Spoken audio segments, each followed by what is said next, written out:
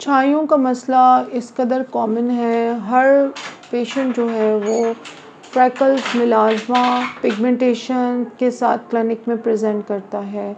Pigmentation जो छाइयाँ चाहे वो स्टेरॉयड इंड्यूस्ड क्रीम से बनती हैं या फिर किसी फार्मूला क्रीम से, या प्रेगनेंसी में आपके सेकंड या थर्ड ट्राइमेस्टर के अंदर आपको बहुत ज़्यादा एनीमिया हो गया था, एचबी लेवल फॉल कर गया, बच्चों के पैदा होने के बाद आपको ये छाइयाँ डेवलप हो गई, या आप प्रेगनेंसीज़ के दौरान ट्रैक नहीं रख पाती कि मेरा ब्लड लेवल कहाँ है और एकदम से एनीमिया हो जाता है, या फिर आप लोग को बहुत ज़्यादा हैवी पीरियड्स आते हैं ड्यू टू मल्टीपल रीज़न्स, जिसकी अपनी रीज़न्स हैं जो हमने अलग वीडियोस में डिस्कस भी की हुई हैं।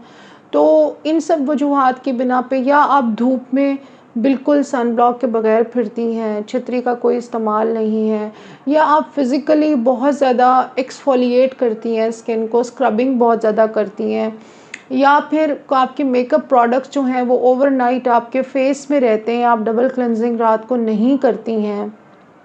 मल्टीपल रीज़न्स हैं पिगमेंटेशन की, जिसमें फिर नंबर 2 पे स्ट्रेस भी बहुत इम्पॉर्टेंट है। पूरी रात जागना, दिन को सोना, सुबह 4-5 बजे सोना, सारी रात जो मेन नींद का टाइम है उसमें जागते रहना। फिर आपके जो हार्मोन्स के लेवल हैं, पीसीओडी यानी high sugar, high salt, high fat diet खाना, स्पेशली रात को खाना और रात को टाइम पे ना सोना, ये सारे फैक्टर्स मिल के पिगमेंटेशन को मज़ीद जो है वो मतलब बढ़ावी देते हैं, उसको अग्रेसिव कर देते हैं। अगर पिगमेंटेशन थोड़ी थी तो वो बहुत ज़्यादा हो जाती है। इसके अलावा पिगमेंटेशन का इंसुलिन रेजिस्टेंस से भी बहुत गहरा ताल्लुक़ है। इंसुलिन रेजिस्टेंस जो है वो उसको कम करने का क्या तरीका है कि आप अपना जो डेली का आपका स्टेप काउंट है वो कम से कम 10,000 स्टेप्स होना चाहिए।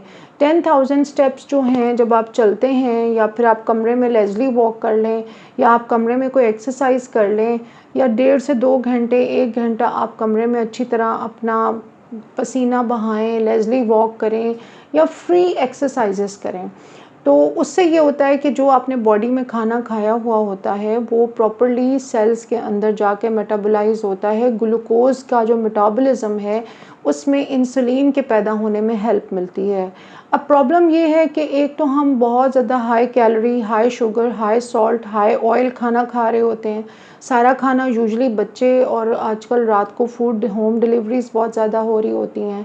नंबर 3, आप रात को बहुत जाग रहे होते हैं, और वो जो हाई शुगर और सॉल्ट है वो आपके ब्लड लेवल्स के अंदर पड़ा रहता है। और एक्सरसाइज या स्टेप काउंट के नाम पे टोटल 1500 से 1000 स्टेप होते हैं, कुछ लोगों के इससे भी कम होते हैं। 8 से 12 घंटे लोग बिस्तर पे टिकटॉक, फेसबुक देख के गुजारते हैं। तो इन सब चीज़ों से इंसुलिन रेजिस्टेंस को बहुत ज़्यादा बढ़ोतरी मिलती है, और पूरी बॉडी के ऊपर लोगों के ख़ास किस्म की तह चढ़ जाती है पिगमेंटेशन की, जिसे हम काली मैल समझते हैं। हम कहते हैं हमारी गर्दन काली हो रही है, मेरे पेट के ऊपर कालक आ रही है, मेरी टांगें काली हो रही हैं, मेरी कमर पे बड़े बड़े काले पैचेस बन रहे हैं। ये सारी जो चीज़ है इसको हम बेसिकली इंसुलिन रेजिस्टेंस कहते हैं। और इंसुलिन रेजिस्टेंस का वाहिद हल ये है कि हम वर्जिश करें, हम वॉक करें, बाहर निकल के नहीं कर सकते अपने कमरे में करें, लेज़ली वॉक करें, फ्री एक्सरसाइजेस करें। अब सवाल ये पैदा होता है कि पिगमेंटेशन चाहे वो जिस भी रीज़न से पैदा हो गई है उसका इलाज क्या है। अगर ये एक दफ़ा आ जाए तो पिगमेंटेशन का जाना बिल्कुल ऐसे ही है जैसे हम कहें कि क़यामत का आना जो है वो एक झूठ है, या हम ये कहें कि कोई भी ऐसी बात जो लोहे तकदीर पे या लोहे कलम पे अल्लाह ताला ने फ़िक्स्ड लिख दी है कि दज्जाल ने आना है, क़यामत ने आना है, और हम उससे मुनकिर हो जाएं। तो पिगमेंटेशन जब एक दफ़ा आ जाए तो वो भी एक तरीके से लोहे कलम पे लिखी हुई एक तकदीर की कहानी होती है, क्योंकि पिगमेंटेशन का जाना इसी कदर मुश्किल है जैसे कि हम कहते हैं कि दुआओं से तकदीरें बदल जाती हैं। हमारे पास क्लिनिक के अंदर 10-10 लाख रुपए, 20-20 लाख रुपए लोगों ने लगाए हुए हैं। फ़ाइल्स के बड़े बड़े अंबार लोग के लेके आते हैं, बड़े बड़े ब्रांड्स के प्रोडक्ट्स, बड़े बड़े डॉक्टर्स के नाम, बहुत बड़ी बड़ी महंगी लेज़र्स यानी फोटोना और Q switch and pico and you name it, and gluta की ड्रिप्स और मीज़ो की कॉकटेल्स उन्होंने उठाई हुई हैं हाथ में। एंड पिगमेंटेशन वहीं की वहीं हैं। पिगमेंटेशन जगह से हिलने को तैयार नहीं है। पहले अगर एक छोटा सा मटर के दाने जितना पैच था, तो अब वो पिगमेंटेशन बढ़ के एक पूरे का पूरा फेस उसने कवर कर लिया है, नाक कवर कर लिया है, माथा कवर कर लिया है।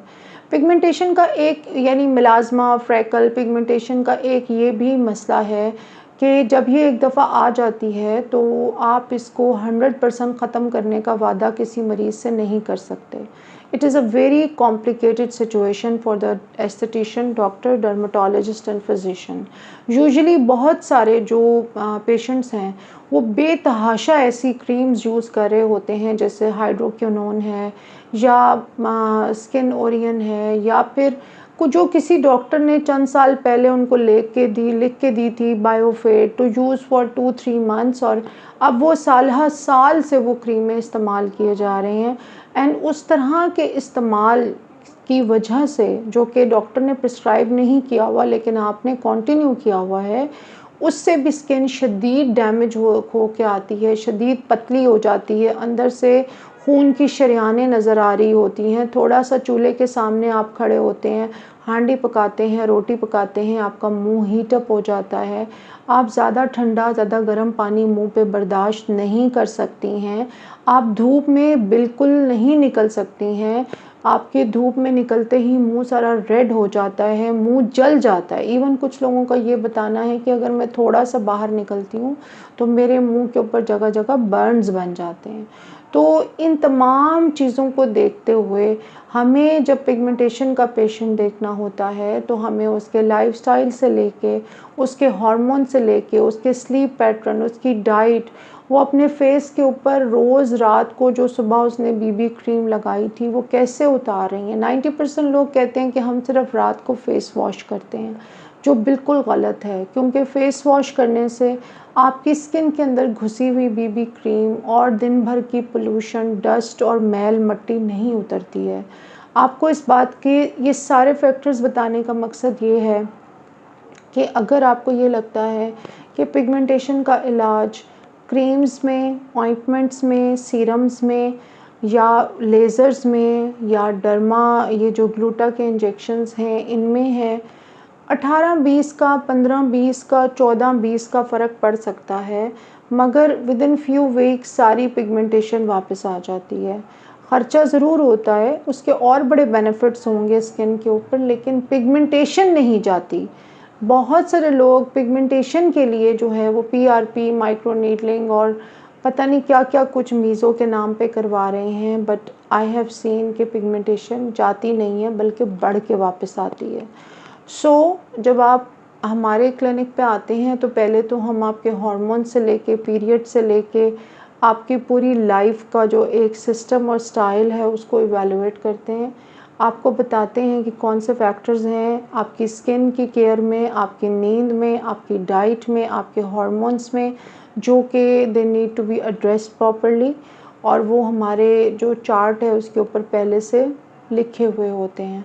नंबर 2, जब आप आएँगी तो मैंने एक कॉकटेल डिज़ाइन की है जिसका नाम है डी पिगमेंट, और ये कॉकटेल जो है ये मैं बाहर से ख़ुद इम्पोर्ट कर रही हूँ, और इस कॉकटेल के अंदर बहुत सारे बूस्टर्स डले हुए हैं। इसका नाम है डी पिगमेंट, और ये कॉकटेल मार्केट में अवेलेबल नहीं है, ये सिर्फ़ मेरे पास और मेरे क्लिनिक पे अवेलेबल है, और इसको मैं ख़ुद लगाती हूँ। मेरा कोई स्टाफ या कोई असिस्टेंट जो है वो यूजुअली इसको बिल्कुल उसे लगाने की इजाज़त नहीं होती। पहले मेरे साथ कंसल्टेशन होती है और हर सेशन में आपको 10 to 15% डिफरेंस नज़र आता है, and eventually 4 to 5 sittings usually काफ़ी होती हैं टू रिमूव द पिगमेंटेशन। अगर आपको पिगमेंटेशन, मिलाज़्मा, छाइयों का मसला है, आप उसके लिए बेतहाशा पैसा और रुपया लगा चुके हैं या चुकी हैं और आपको रिज़ल्ट नहीं मिल रहा और आप परेशान हैं, तो आई थिंक ये वीडियो आपके लिए है। आप ये ट्रीटमेंट ज़रूर ट्राई करें। इस ट्रीटमेंट को बहुत मेहनत से और बहुत मुश्किल से पाकिस्तान में लाया गया है, क्योंकि इस ट्रीटमेंट से पहले हमारे पास कोई सॉलिड इलाज मौजूद नहीं था छाइयों का, फ्रैकल्स का और दूसरे जो इससे एसोसिएटेड स्किन के मामलात थे उनका। तो आई होप कि ये वीडियो छाइयों के और